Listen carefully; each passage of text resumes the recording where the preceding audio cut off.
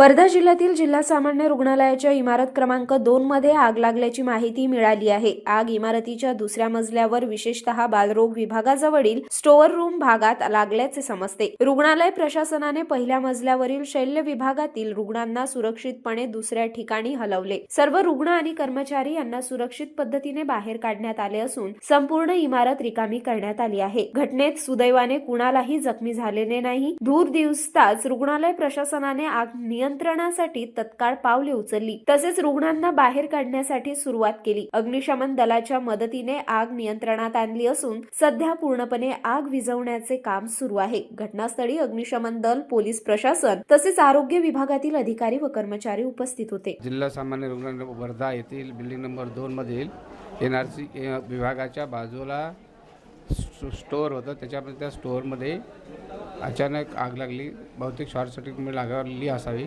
एनआरसीच्या बाजूलाच paediatric ward आणि surgery ward होता। त्या एनआरसी, पिडियाट्रिक वार्ड आणि सर्जरी वार्डमध्ये एकूण साधारणतः 10 रुग्ण होते। आग लागल्याचे लक्षात आल्याच आमच्या कर्मचाऱ्यांनी आग विझवण्याचा प्रयत्न केला, परंतु आग वाढत असल्यामुळे दरम्यानच्या काळामध्ये सर्व रुग्णांना बाहेर काढण्यात आले, नातेवाईकांना बाहेर काढण्यात आले। नंतर अग्निशमन दलाला नगरपालिकेकडून पाचारण करण्यात आले आणि अग्निशमन दलाच्या लोकांनी सर्वांनी मिळून ते आग आटोक्यात आणलेली आहे। आग विझलेली आहे। सध्या परिस्थिती कंट्रोल आहे। कोणत्याही प्रकारची जीवितहानी नाही आहे। साधारणतः नातेवाईक आणि रुग्ण मिळून साधारणतः 32-33 लोक होते। ज्या स्टोअरला अवैध होता, काय दस्तावेज ठेवलेला होता, औषधं होती का, औषधाचा स्टॉक तिथे ठेवला होता का? नाही, औषधं थोड्याफार प्रमाणात त्या वार्डापुरते असतात, जास्त काही प्रमाणात नव्हते औषधं।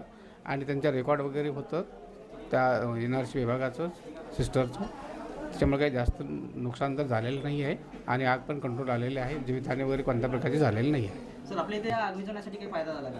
नाही, सध्या आपण सिलेंडरचा सुरुवातीला वापर केला आणि सिलेंडरने आग विझवण्याचा प्रयत्न केला। अग्निशमन यंत्रणा पूर्णपणे कार्यान्वित झालेली नाही, त्याच्यामुळे त्याचा उपयोग नाही झाला। परंतु जे सिलेंडर असतात बाहेरचे, ते त्याच्या पद्धतीने आग विझवण्याचा प्रयत्न केला सुरुवातीला।